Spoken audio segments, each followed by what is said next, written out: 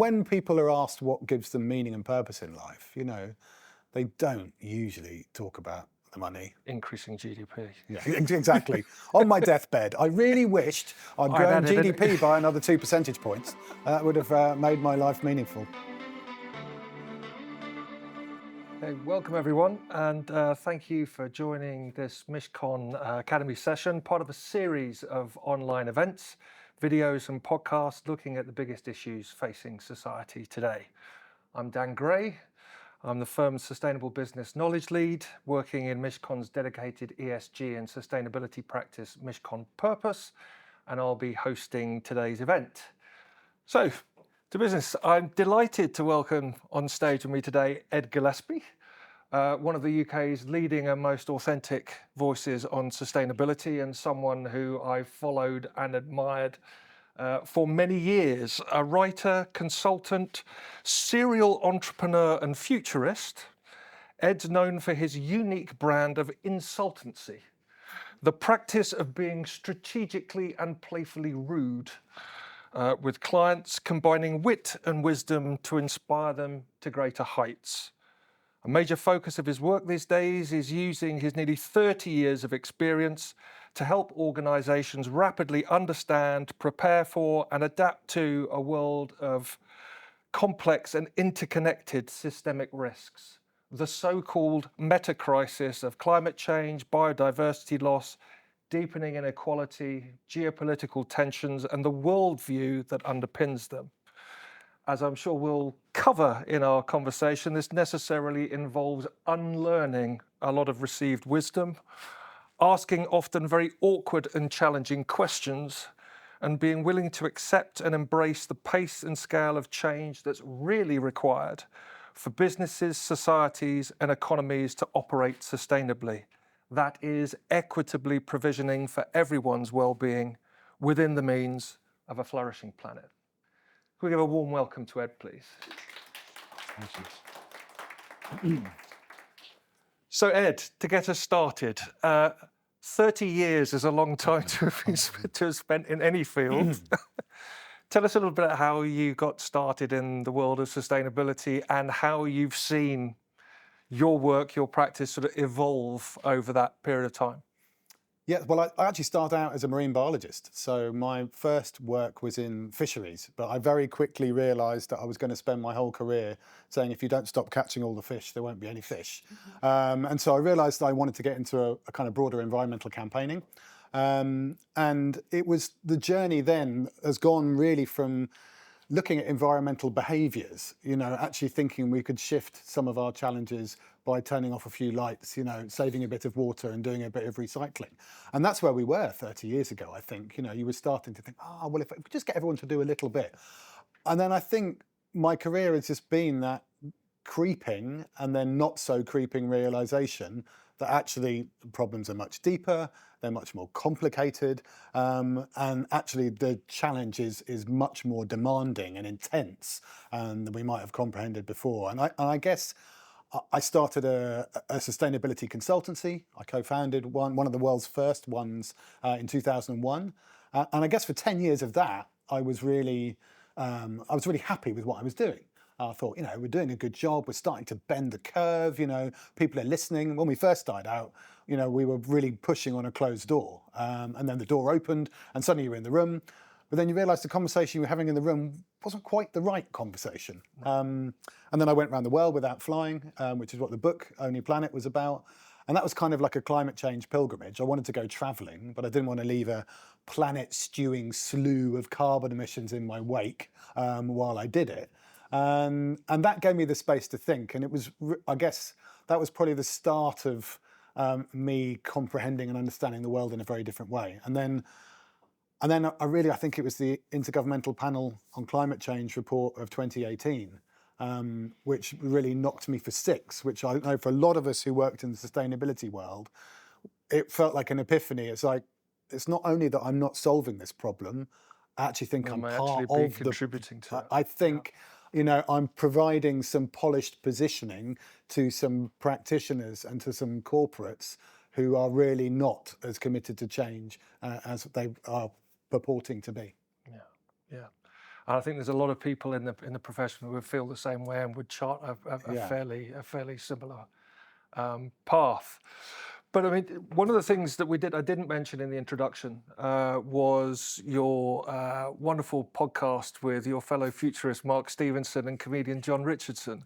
Season 6 just landed, folks. Check it out. But you use a framework in a lot of your conversations there that I really like, and I want to steal for this one. I'm going to use slightly less colourful Anglo-Saxon the language than the Anglo-Saxon stuff that you guys use, but you have your conversations framed around 3 questions, right? How in trouble are we? Why are we in trouble? And how might we dig ourselves out of trouble?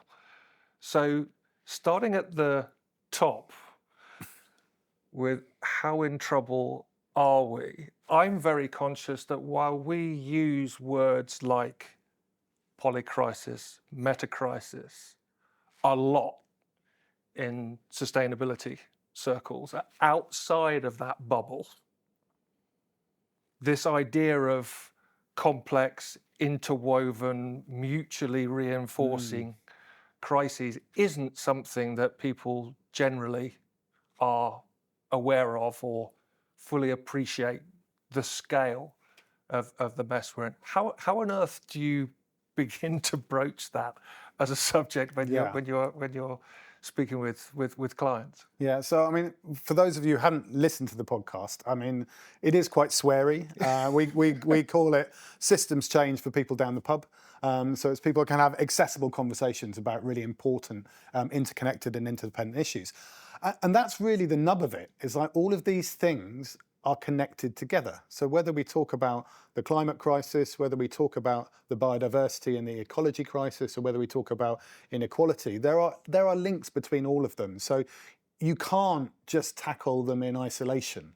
You know, people would say, oh, well, if we could just solve the carbon problem, it's like, if we just wave a magic wand and solve the carbon problem, then everything will be fine. It's like, well, it's not, because we're still devouring, the wild ecology we have left on the planet. We've still got the oceans acidifying. We've still got a food waste and a food production crisis.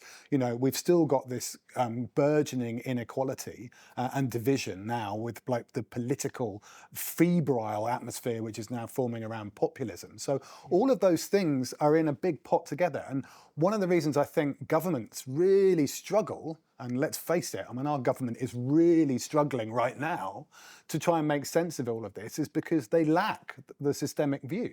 It's very difficult to tackle these things in isolation. And if you pull a lever here or flick a switch there, it's not enough. You know, you've got to actually understand that there's a meta crisis, you know, and I'm using that word just to piss off Mark Zuckerberg. But, you know, it's a meta crisis because it's a crisis of culture, and it's a crisis of perception and understanding about the way the world actually works, which we have put ourselves above nature and separate from it. Yeah. We play ourselves off against each other. We treat the world like it's just a utilitarian resource to be consumed for our benefit. And if you like, there's that perception of the planet and the other people on it and the more than human world, which leads us almost inevitably to the mess we're currently in. Yeah. And you talk about governments, but of course the same could be said of businesses and corporations. Yeah. How often do we come across it that you're in a situation where not only is ESG or sustainability strategy treated as something completely separate from business strategy, but even within that sustainability space, we might be looking at separate plans, separate strategies for, as you say, for carbon emissions, for biodiversity, for EDI, whatever it might be. And all of that is generally done as end of pipe. You know, it's like, here's our business, here's what we do, this is how we do it. Oh, we have some impacts over there, but we're going to mitigate those, but we're not going to change the main thing that we do. And I think that's the problem. It's like that business as usual is so immune and resistant to change that actually the rest of the tinkering around the edges remains just that. It is tinkering around the edges. And this is why it's become so critical. So when I started my career 30 years ago, we are now experiencing some of the impacts of things like accelerated climate change that I thought I wouldn't see until, my dotage, and when I was starting out, I would hope that we would avoid them.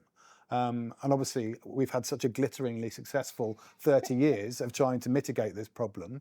But, those things are our lived experience now. And I think most people are really starting to get that. As you say, maybe people haven't necessarily joined the dots and can't see the connections yet, but the people's lived experience of a disturbed climate is definitely there.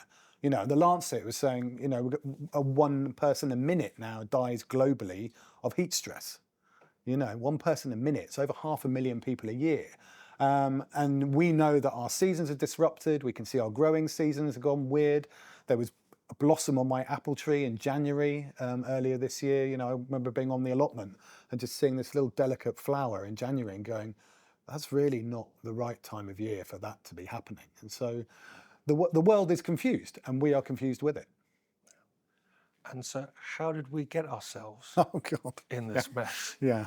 Where do you want me to begin? I mean, there are so many different elements to this, but I mean, let's start with like the current mantra of the day.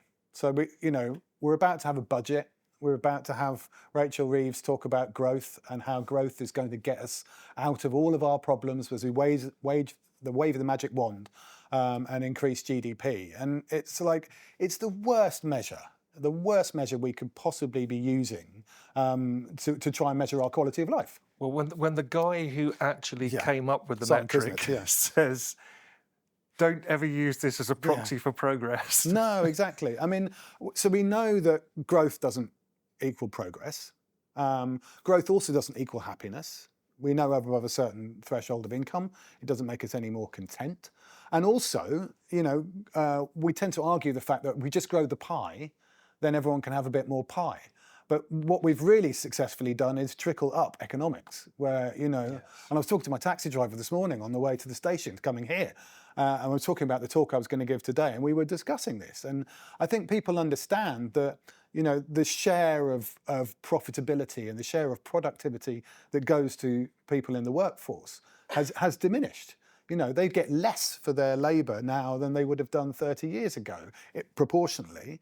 And so the people at the top have got much, much richer. And that's just exponentially accelerated in the last few years. So, that burgeoning inequality is a real problem. We don't have a wealth problem. We do have a distribution problem. Yeah. And that is connected to environment. So it's almost a linear relationship between your income and your carbon footprint. The impact you have on the planet is pretty much in a linear relationship with how much money you earn. Because the more money you have, the more things you buy, the more holidays you take.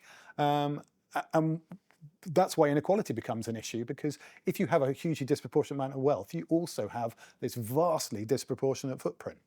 Yeah, I mean, I know certainly from the stats, when you look at them, the World Inequality Report that came out a few years ago was very clear on this, right? Yeah, and Oxfam talk about it as a sort of champagne glass distribution, perversely, because, the top 10% of people in the world emit 50% of the emissions, and the bottom 50% is only about 8%. It's like, it's very, very skewed. So inequality is linked to environmental impact. Well, there was the Oxfam Climate Plunder report that you may have seen that came out a couple of weeks ago. It had some pretty mind-boggling statistics in there. I think they're saying that the top 0.1% emit more in a day than the entire bottom half of humanity do in a year. Yeah. And also, someone in the bottom half of humanity does in a year. And also, we forget that economic growth as a kind of paradigm and focus for a culture or civilization is probably only about 75 years old. It's a post Second World War idea, and actually humans have been trading and living in cultures and contexts together for millennia, well, hundreds of thousands of years. Exactly, and we didn't have this focus. So this is very much a modern construct. This is something I find frequently very, very difficult to understand, that this is presented as utterly immutable.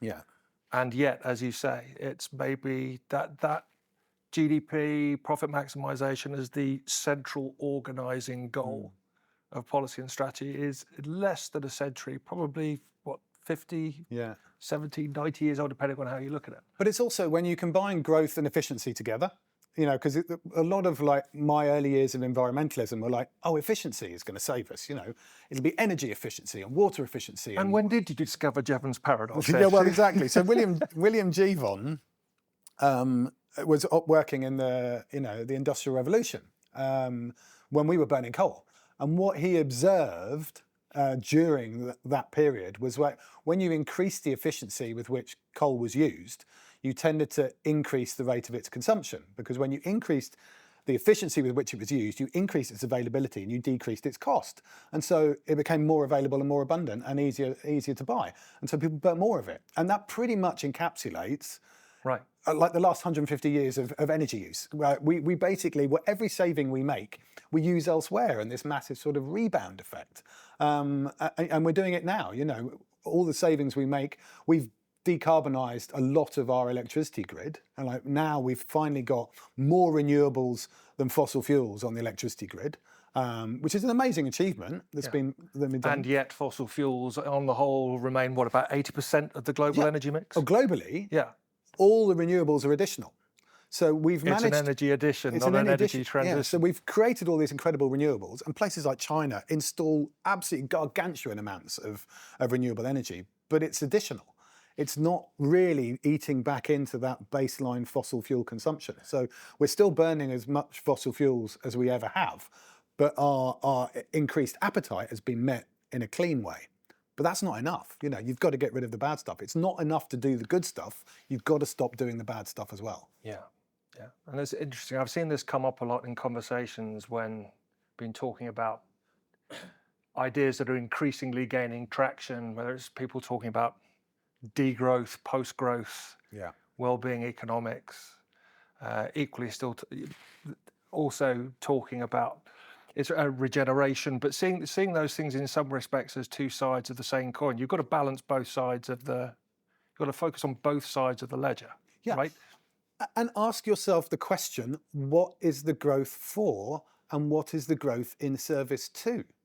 Because if our goals are to have meaningful, convivial and purposeful lives where we connect with each other and the beautiful natural world around us, and to preserve the Eden-like planet that happens to be called home, then a growth that's in service to that, which is very, very cherry-picked from the elements of what we kind of use as growth at the moment, because GDP, back to Kuznets, includes the cost of all the negative stuff, all the externalities.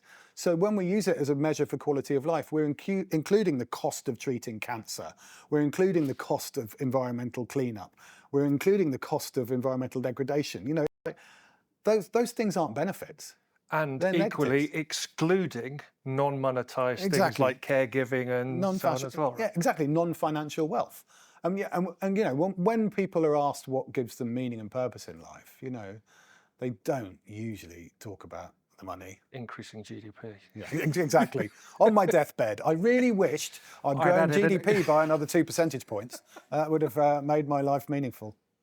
Yeah, and so I guess we've sort of covered some of this to an extent, but what do you say to people who say, we need growth to solve for poverty, to pay for public services, or technology is going to save us? Well, I think we sort of covered some of the growth point. I mean, you can use loaded terms like degrowth. I prefer to talk about it as like the growth in service to something. So, I can understand why you might want to grow renewable energy, and particularly decentralized, localized, community-led renewable energy. I can also see why you might want to do something similar with community agriculture and food cultivation. Those types of growth make absolute sense. I think growth which tends to centralize power and control is risky and increasingly fragile. So it's not growth per se, but it's the quality of growth and what that growth is there for and to do. So I think degrowth, in fairness, is quite nuanced in that respect as well, right? That it is around degrowing the things that are non-essential and Yeah. do not add to our well-being in order to create the space, the capacity to grow the things that actually are. Well, I mean, if you get into the etymology of it, we're very hardwired to see growth as a good thing because we talk about personal growth and inner growth and the growth that happens in spring. Growth is a beautiful thing, but it's sort of that the beauty of the word has been hijacked by the ugliness of the economic imperative. And so that's why when we start to talk about, managed growth or degrowth, people go, I don't want to stop growing, because the whole purpose of your life is to keep on growing your compassion, your connection, your kindness. But there is a distinction, I think, there perhaps to be drawn between growth and development, because we're not talking about growth in the sense Yeah. of physical growth. There's nothing born of the earth. I mean, standing at 6'7", I know this better than anyone. Nothing grows forever, and thank God it does. No. It doesn't. But that doesn't mean that we don't keep developing, No. constantly developing, adapting, maintaining a sort of a dynamic balance with the systems in which we are all embedded. Right? As we did for hundreds of thousands of years without necessarily, we developed, we're now having to kind of grow and aggregate all of that wealth. I mean, David Graeber, the late great anthropologist, writes very beautifully about the diversity of different models of the way that we could and probably have historically run our worlds. And the very fact that we think we're living in the best of all possible worlds, I think is a bit of a delusion. There are so many vibrant, colourful, different opportunities for running economies and societies, which exist in some way, shape or form all over the world even now. But, matriarchies, controversially, let's get out of a sort of patriarchal one, but decentralized, democracies where citizens' assemblies make decisions. There is so much rich, fertile potential for doing things differently. When you look at how broken so much of the stuff around us is, it's hard not to be tempted to be looking elsewhere. But the crucial thing that we often talk about in the work I do on responsible leadership, and with my friend Dr. Kate Simpson, who runs a program around system craft, about system change. She said the thing you have to remember is systems aren't always all broken. The reason they perpetuate is because they're working for someone. And even in the disaster, as you feel like you're heading towards the cliff edge and the precipice, that system is still working for some of the players. It may not be working for most of us, but it's working for some. And that's what keeps it going, unfortunately. So you started to touch on it there, I think, in some of the things that you referenced, right? How we might dig ourselves out of trouble. What are some of the design values, operating principles from those examples that we might look to scale to get us out of trouble, or at least to slow our approach? Well, I mean, I think that's the difference. I mean, are you wanting to do the same shit slightly less badly? Or do you want to do some different, better shit? I think, to put it bluntly, that's the kind of the choice you have. I'm all for doing things really radically differently, because you can then divide that into a sort of a technocratic versus more of a philosophical approach. And I think I've talked about some of the philosophical kind of underpinnings of what doing things differently would look like. As I say, connection to each other, connection to the planet and the more than human world, and living, let's face it, in the reality of the context in which we find ourselves. So not in some kind of delusional constructive denial that everything's going to work out all right, but actually saying, this is the situation we're in. We're at 400 and something parts per million carbon dioxide in the atmosphere. We're already heading to somewhere between 2.5 to 3 degrees of climate change on our current policies and actions.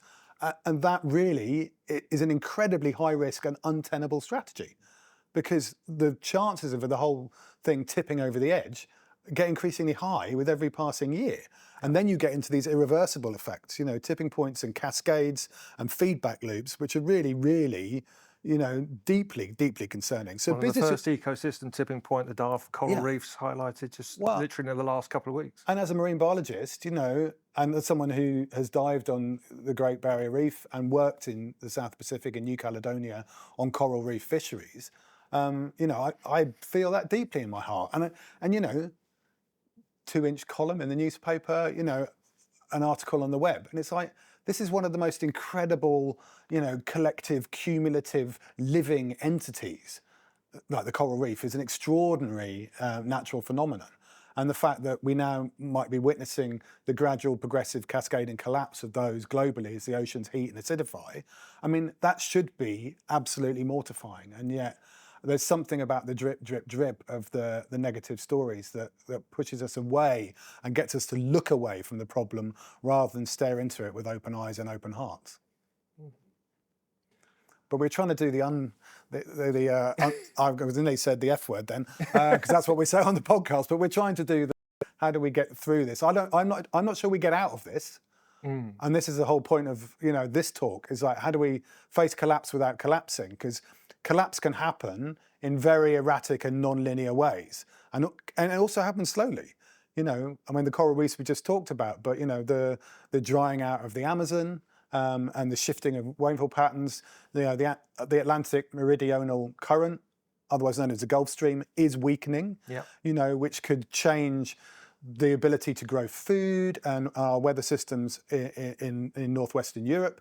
And put us into a climate which is much more like Newfoundland in terms of our latitude, so colder and drier potentially. These are the experiences that we're going to live through. And my daughter is 8 years old. She's probably going to be here in 2100.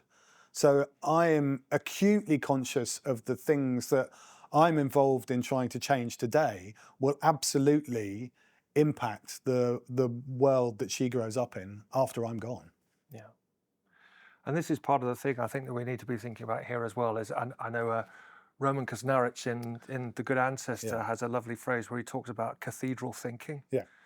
About actually being able to think ahead over multiple generations. I've also heard people say, planting a tree under whose shade you will never sit. Yeah. Yeah. And it's, that's the philosophical stuff. I mean, some of the technocratic stuff is important.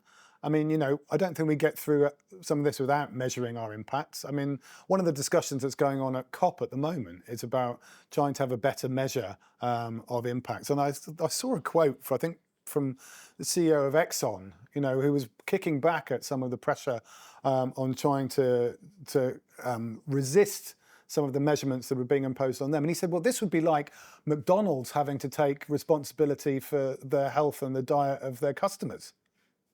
And I was like, yeah, it would. And wouldn't that be a good thing? Who would argue with that? It's like, and he said it was as if it was almost like a complaint. And I was like, well, no, that's the reality. That's what you should be doing. I know. I mean, I was looking in disbelief almost. Was it last week, a couple of weeks ago? Yeah. Did you see this carbon measures? Oh God. Yeah. I mean, that's what I mean. I mean, that's why I knee jerk a little bit from some of the technocratic stuff because it's so dry. Where's the emotion? Right. When you're in an existential crisis, you don't need more data. You need more feeling. You need to look at the world and feel the grief.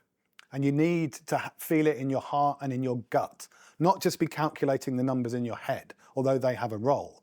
But you need to be able to have that compassionate understanding and connection with what is going on, which is why when you see politicians and business leaders, where they look like they've had the kind of lifeblood sucked out of them, and it's why people like Zach Polanski have obviously struck a chord with people. Because they come with an authenticity. They don't shy away from the problems and the challenges, and they're able to articulate it in a way that people can emotionally connect to.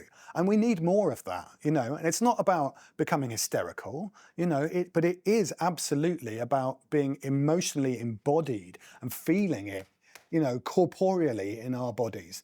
Because otherwise, we're just brains on sticks, and we're not going to be able to step up in the way that's required. And how would you suggest that lawyers tap into those feelings? Because we were talking sort of backstage. You were saying something about the climate protests. Yeah. Well, I mean, law is emotional. I mean, we might not think it is, and we might argue that the law is dispassionate and is objective, and rigorous and gives us frameworks we can rely on. That's absolutely true, but. Yeah, we make law from emotion when we're outraged about something, if there's a disaster or a mistake, well, we must have a law. We must have a new law to try and manage that. We also use it to control our worst impulses, and perhaps our more problematic tendencies.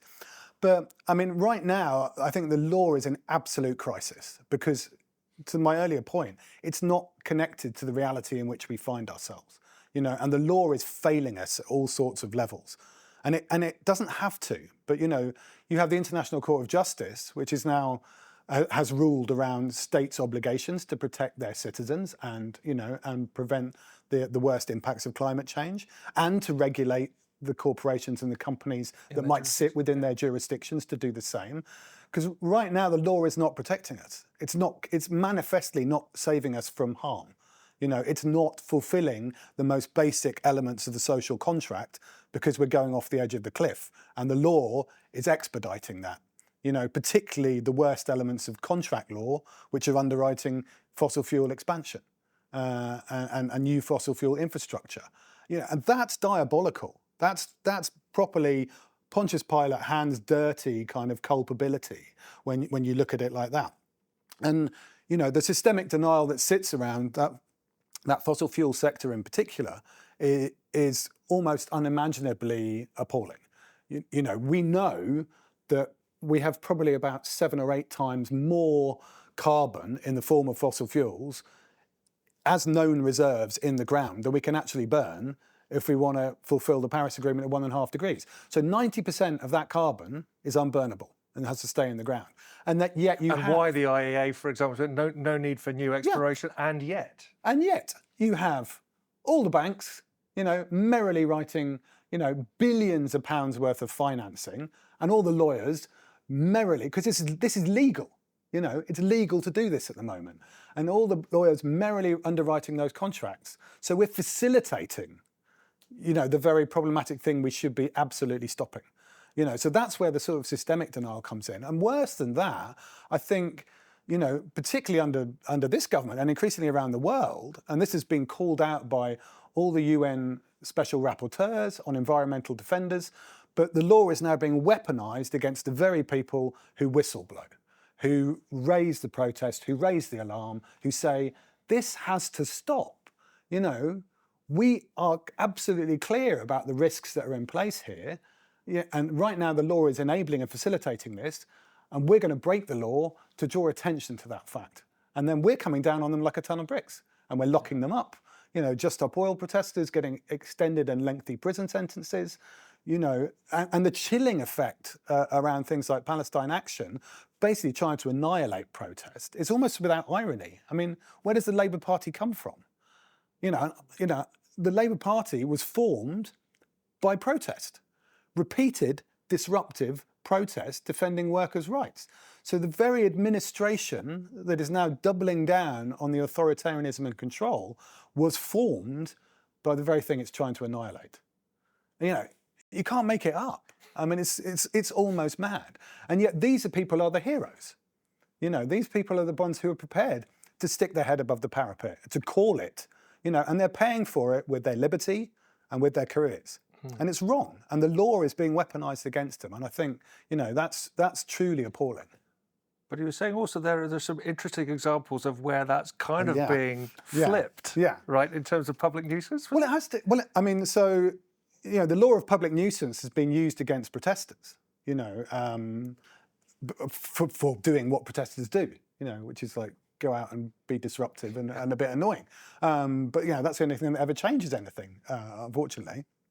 And so that law of public nuisance, the Citizens Arrest Network have now taken that law and are using it against corporate CEOs and senior corporate executives, initially in water companies, but oil and gas companies as well, and taking the evidence, compiling properly researched dossiers of evidence to provide proof that when a water company has been repeatedly discharging shit into our rivers, which is a public outcry, which should not be tolerated at all, these people are the criminals.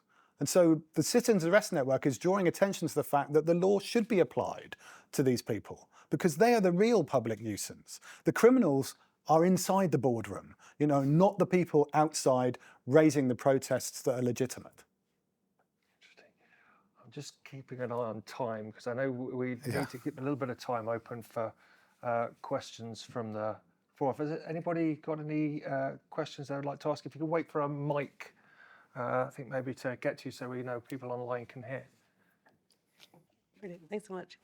Brilliant. Thanks so much. I did want to jump in with the question because I think it builds on what you've just been talking about, but on a slightly bigger scale, the way that the law is being deployed and things like the Mariana Dam in Brazil, in this recent decision. And I don't really have much of a sense of what the long-term impact of decisions like this have. And I wonder if your career is because I'm worried that, you'd like it to be a chilling effect that would force businesses to bring their practices in line and be compliant, or is it a kind of, this is an aberration, everyone else is getting away with it sort of situation? So how does that play out in your experience, and what's the long term? Is it useful to pursue this kind of case in the national courts? Yeah, when they take a long time, and I think we're increasingly finding the kind of the links between actions and the harms are being tightened, because obviously that's the kind of the legal proof. And one thing that the ICJ did was begin to bring that link between emissions and harm closer together, which I think potentially opens up the possibility for a new era of accountability. You can't deny the responsibility and the culpability for those particular actions. And then we've had that case with the Peruvian farmer and RWE, where I think it took 10 years to finally get to court. And they didn't win the case, but what they started to prove was that you could bring those things closer together and actually then build a case on top of that. I think they found the case didn't succeed on the basis of the immediate harms to the farm, but it did set out in principle that corporations, that companies could be held liable for the harms that their emissions cause. Yeah, and I think, I'm not necessarily advocating this for the employees of Mishcon, but but there's also a role for lawyers to be conscientious objectors, to refuse to work on contracts, to actually say, I don't think I should be working on this because actually it contravenes my particular beliefs around climate change, or to be whistleblowers, or indeed to be able to stand up and protest without losing their livelihoods. Those are the other protections that need to be in place. But I mean, I think this new era of accountability is about bringing the front line closer to the boardroom, and stopping this obfuscation and the blurred lines where, like the Citizens Arrest Network are trying to do, to saying, no, there is a direct accountability here and we can prosecute it. And maybe especially when, particularly you look across at what's going on in Europe right now, the deregulatory pressure around things like whether it's the Corporate Sustainability Reporting Directive, due diligence, deforestation, for someone who actually spends a lot of their time trying to keep track of key regulatory developments. I mean, the passage of the EU deforestation-free products reg, it's enough to make you want to chew your own foot off. Yeah, well, again, this comes back to the philosophy, doesn't it? It's like, how do you turn the scientific consensus into legal liability? Right. How do you create that? Because that's what the law should do. That is the responsibility of the law in the context of the social and environmental contract that we all have, unspoken together. And I think, that's the kind of gap that needs to be closed. There's 2,500 live climate litigation cases globally now. The momentum is building on this, but it's not happening fast enough. And more of them being actions against corporates. Well, exactly. So we're building these cases about protecting human rights, upholding the right to protest, protecting civil liberties, and to keep us safe from harm. Like I said, with the kind of with the health impacts, but also I think where the law has a huge role to play. And and I was friends with Polly Higgins, the dear departed Polly Higgins, who pioneered the idea of ecocide. And this responsibility and potential liability of corporations and governments for destroying whole habitats and whole ecosystems in one go. And what we haven't done is align ecocide and genocide as kind of the crimes of crimes, and it's it's hard not to be kind of concerned when we've failed to arrest under international law an ongoing genocide in Gaza. and yet we have an ongoing ecocide at the same time. And in Gaza, you arguably have both. A destruction of the kind of the living environment, as well as destruction of the physical environment, as well as an annihilation of the people. And so international law is totally failing because you have players who are now acting with absolute impunity and perpetuating the worst of all possible crimes. Hi everyone. I'm not quite sure what my question is yet, but it might come out as I Just speak. start talking and see what happens. I think it's something to do with anti-wokeism, and I just wanted to hear your thoughts on that, really, because I think what you're saying is digging us out of this is about hearts and minds and compassion. And I suppose something I don't know if I've thought about, but I suppose the link between those two things. So how is compassion getting caught up in potentially that anti-woke debate? Oh, yeah. Well, I mean, the anti-woke debate. Do you know where the word woke comes from, or the word kind of the meaning of the word woke? Because it comes actually from the civil rights movement in the States, and it was basically a code amongst young black men at risk of lynching, who would say to each other, you've got to be woke in this context or in this town because, there's people out to get you. So it has a very deep and quite powerful original meaning. And like so many of these words, has been absolutely bastardized and used as a kind of derogatory term, as if you're somehow hypersensitive or a snowflake or unable to cope with the world as it turns up, or trying to police everything. I mean, I think part of this is also a legacy of our culture of individualism, which has broken down community level connections and social connections, and the atomization which has also happened digitally, and the fact that we can argue with each other without ever having to look each other in the eye and say appalling things to each other that we would never do if we were sat in the same room. I always think about what the comedian Ben Elton used to say this about driving. He said, you would never walk up behind someone on the pavement and start shouting at them and saying, "Get out of my way, you're going so slowly." But you do it in your car, because you had the degree of separation, and that was a sort of precursor of like the online atmosphere now, where everyone hates each other and can't wait to kind of get one over on each other. I mean, I don't know if there's a simple answer, but leadership would be a good thing. And again, I'm not blowing too much smoke up Zach Polanski's bum, but I think he demonstrates that compassion and say you can hold a lot of these conflicting things and you can see the humanity. And you see the core humanity. We have got leaders who are absolutely useless at talking about shared humanity. And you see it in like the new asylum stuff that Shabana Mahmood and Keir Starmer are now trumpeting. This is all about othering, and it's all about alienating, and it's all about dehumanizing people in desperate struggles. And it's abhorrent. And so you need a leadership which starts to build that bigger heart. And I think it's there, actually.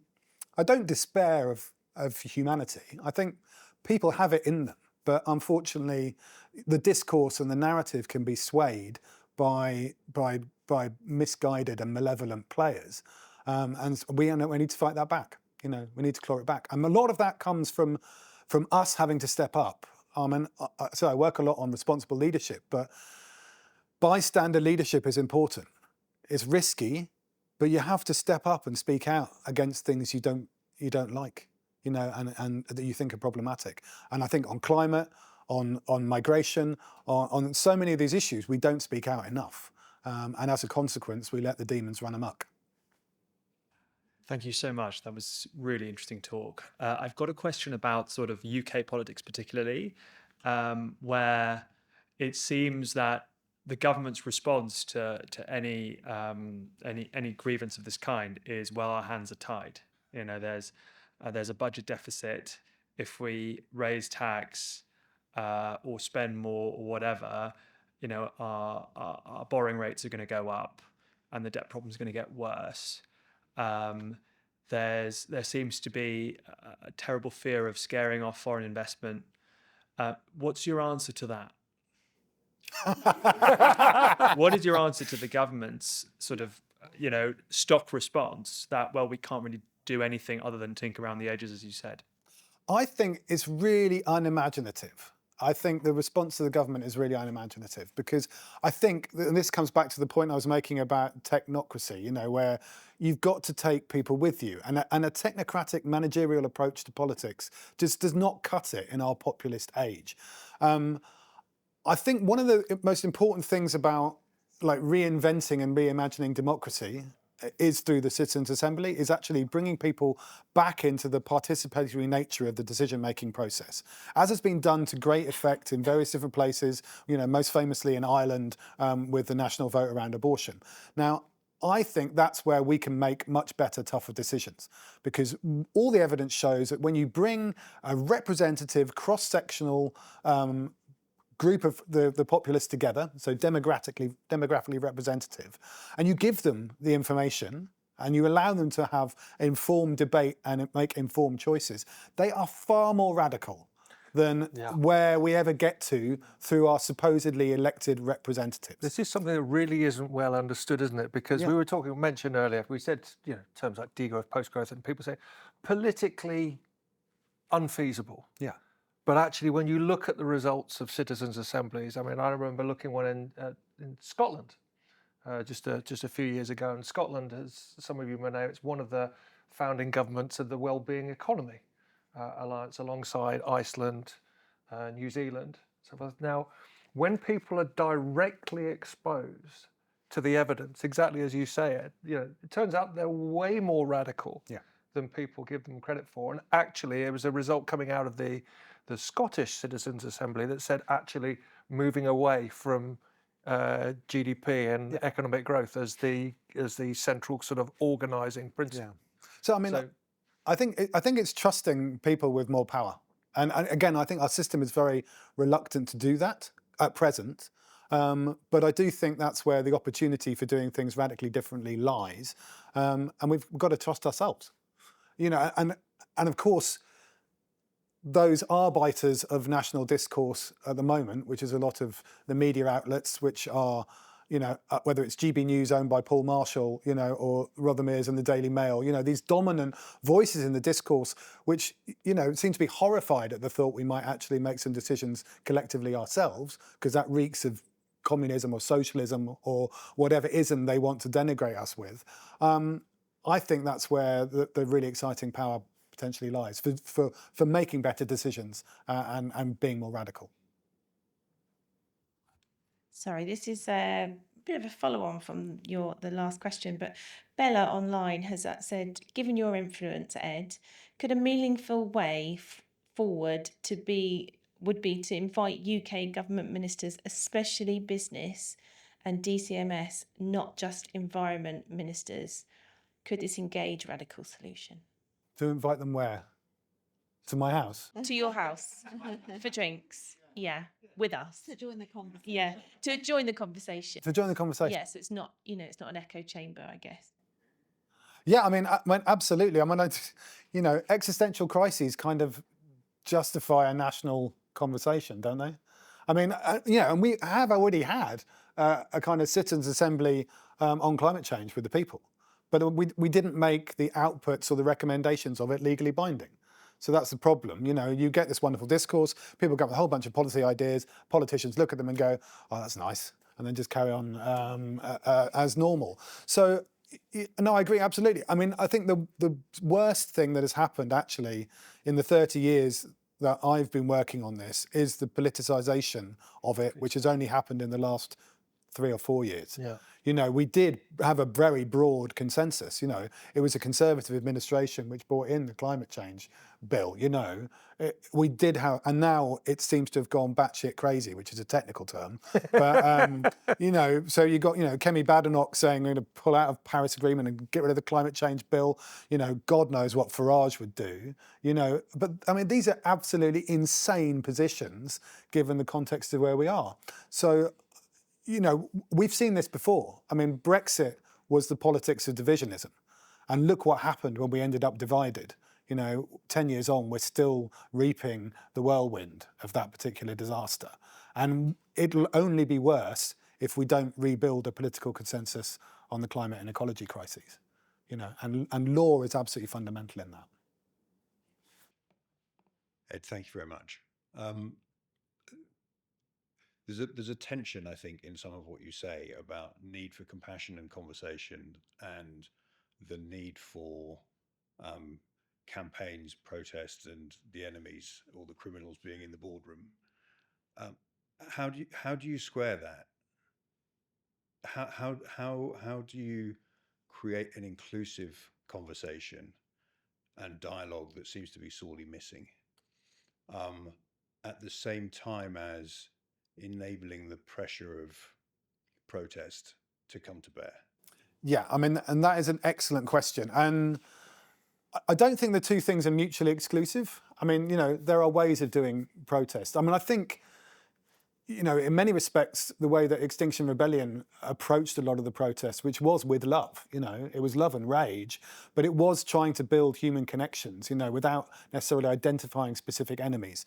And I talked about the Citizens Arrest Network. If you watch some of the video clips online of those arrests taking place, they're the opposite of confrontational.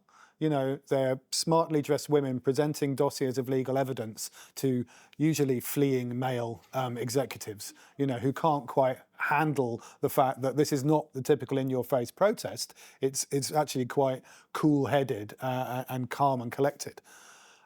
I mean, I think some anger is justified. I mean, I think, we shouldn't necessarily dismiss our anger, but it's how we manifest that. It is about the quiet power. And I think you see that in the sign holding for Palestine Action. When you're accused of being a terrorist and you sit quietly holding a cardboard sign, there's something about the tension there. Because anyone looks at that and goes, well, these people aren't terrorists. That law is insane. How can that possibly be true? Especially when those people are pensioners, retired doctors, priests, the very last people, the very best of us, who of a generation which was often dismissed as self-indulgent boomers, are the ones who are actually stepping up and taking the risks with their liberty, because they don't have the same risks in their careers of having to carry a terrorism charge, to try and get that law dismissed. So I agree, there is a tension in how we challenge, but I don't think our challenge always has to be about blind fury. We have to channel the anger and connect with the human beings who are also making these difficult decisions. And often getting through to them via their children is not a bad way. I mean, for example, I had a conversation with a woman who was working on a solar project once, and as we were having the discussion, she said, "Oh, my dad works for BP, and he's a petrochemical geologist, and he looks for new fields, looks for new oil fields." I said, "That's interesting. We've got not seven times more fossil fuels than we can actually burn, and most of what we already know it's got to stay in the ground." And she went, "Really?" And she went back, and 2 weeks later I saw her again. She said, "Oh, I asked my dad about that over Sunday lunch." And I said, "What was his response?" She goes, "I've never seen him go so quiet." But again, this is the constructive denial. We were talking beforehand. I mean, one of my favourite quotes is from the American environmentalist Edward Abbey, who wrote The Monkey Wrench Gang, which I recommend as a book. But he always said, "Better a cruel truth than a comfortable delusion." And right now, I think we like to sit in our comfortable delusions, and we need to be able to sit with a bit more cruel truth. And on that bombshell, I think. Well, yeah. I mean, we didn't. I wanted to end on also the role of humour, because this can all get very serious, And you listen to the Future Noughts podcast, and the way I usually talk about this in front of audiences is with a bit of dark humour, some gallows humour, because I think it's really important. And we were talking about the power of humour to disarm people, to get them to think differently, to build connections with other people, to laugh at themselves and to laugh at some of the ridiculousness. And I think that's absolutely essential. And if I wanted to leave you with something more positive, as we often say in the old adage, if you can't laugh, what can you do? Well, in the context of where we are now, if you can laugh, maybe we can do anything. Brilliant. Thank you so much, Ed. To everyone in the room and online, I hope you found this informative, insightful, perhaps even a little bit consciousness altering. If you have, people in the room, MISCON people, I invite you please to check out other resources that we have on the Academy.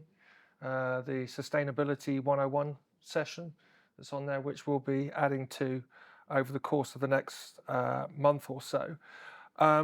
If you're in the room, you have further questions for Ed, you'd like to take away a signed copy of his book, Ed has very kindly agreed to hang around for a wee while and continue the conversation. Which just really leaves me to say massive thank you, Ed, for pleasure. sharing your wisdom with us today, and for folks in the room online for your curiosity, your openness to receiving what I think is a pretty challenging message around the state of our world. But to everything that you were saying about finding the emotion in all of this, I think hopefully that will give you an idea of why we entitled this session How to Face Collapse Without Collapsing, which we did with very good reason. When you're confronted with the reality, with the knowledge that we are critically disrupting the systems that all life and all economic activity depend upon, it's entirely natural for that to lead to feelings of sadness, confusion, hopelessness, and more.